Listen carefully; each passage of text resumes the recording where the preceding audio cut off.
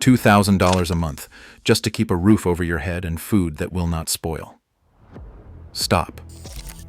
Because somewhere in the Appalachian Mountains, families ran entire households on $230 a year, and the root cellars, springhouses, and preservation systems they built made it possible. The single detail that made those systems work has been sitting in one document most people have never opened. That number covered everything those families could not grow, make, or preserve themselves.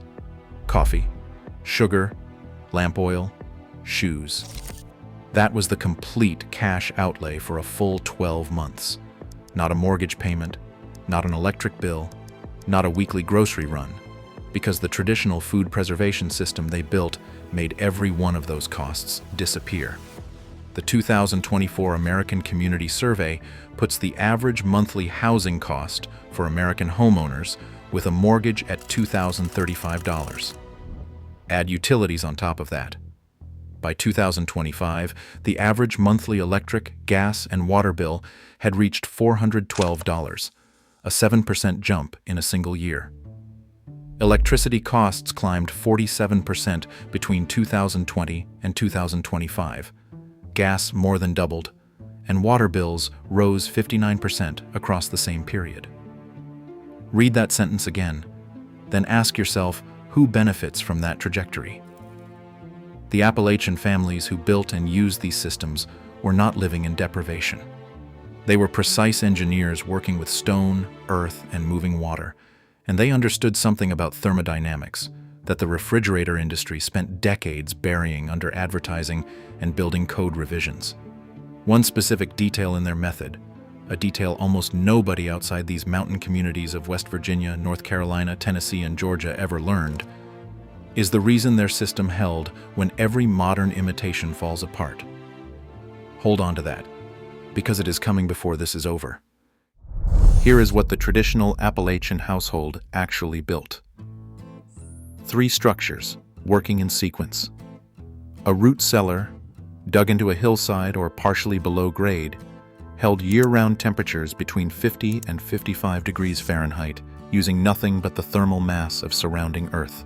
A springhouse, a small stone structure built directly over a cold water spring, kept dairy and meat at 50 to 60 degrees, using constant water flow as a natural refrigerant.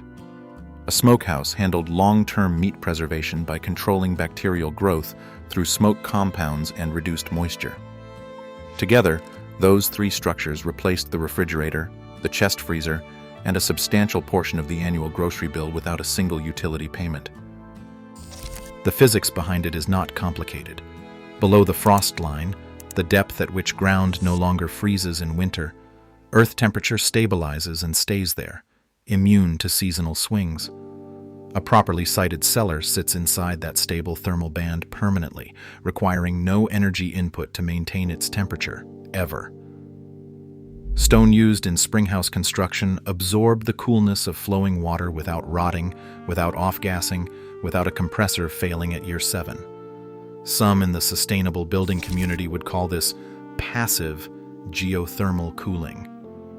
The Appalachian homesteaders just called it a cellar.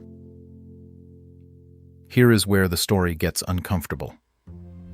The Rural Electrification Act passed on May 20th, 1936. By 1939, the Rural Electrification Administration had established 417 electrical cooperatives serving 268,000 rural households, and by 1950, close to 80% of American farms carried electric service. Within a single generation, the springhouse became economically obsolete, not because it stopped working, but because the infrastructure surrounding it changed. The appliance industry moved in directly behind the Rural Electrification Administration's wiring, and traditional food storage knowledge got reclassified as poverty rather than precision. No single document records a deliberate decision to erase root cellar knowledge. What the record does show is the outcome: a method with 0 monthly cost replaced by a system that requires an uninterrupted payment to a utility company for the rest of your life. Whether that outcome was engineered or simply convenient, the conclusion belongs to you. Now, if you are thinking this only applies to someone building on raw land with a hillside spring, stay with me, because this next part is specifically for you.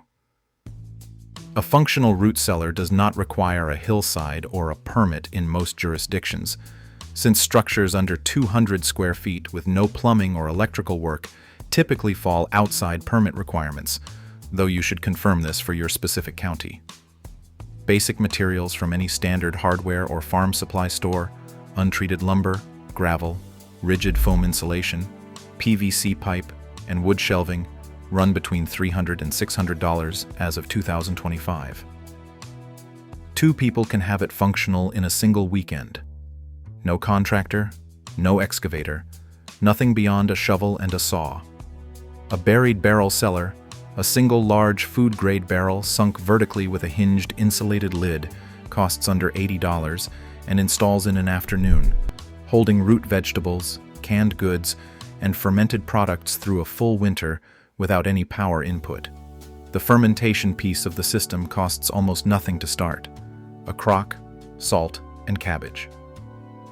Sauerkraut is the most documented example in the Appalachian record, but the same lacto-fermentation principle applies across virtually every vegetable that came out of those mountain gardens.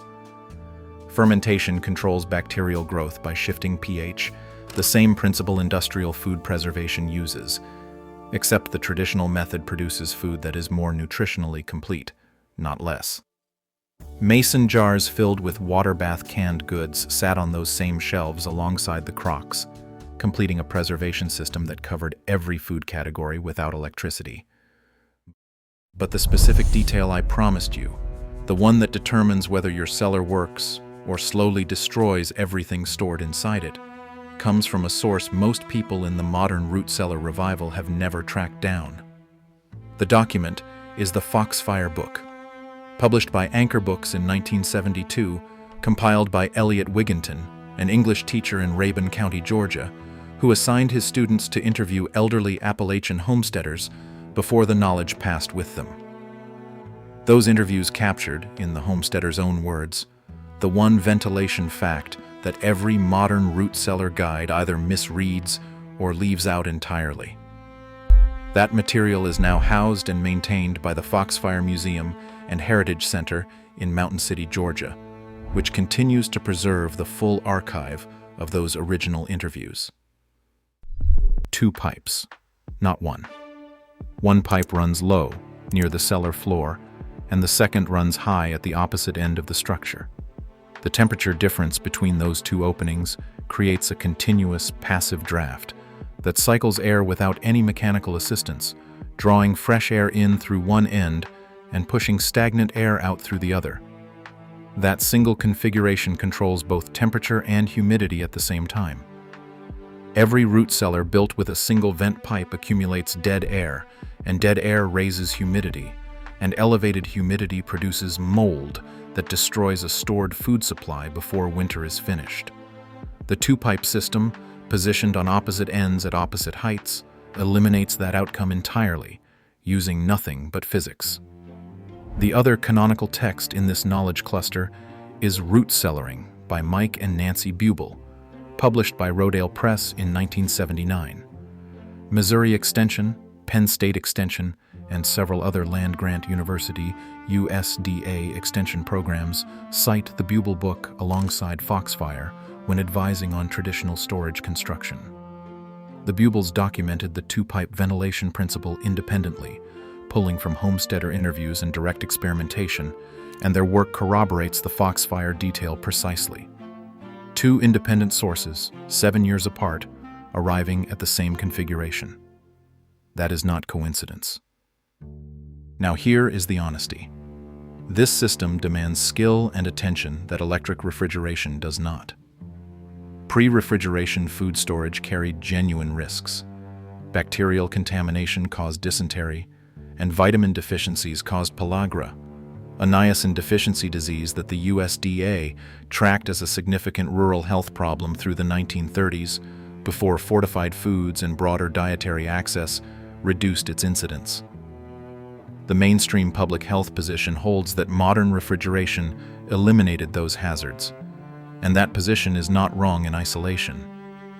What it leaves out is that the traditional system, when built and maintained correctly, produced those problems far less often than its critics claim. The Foxfire interviews document families who stored food this way across entire lifetimes without systematic illness. The risk is real, but manageable.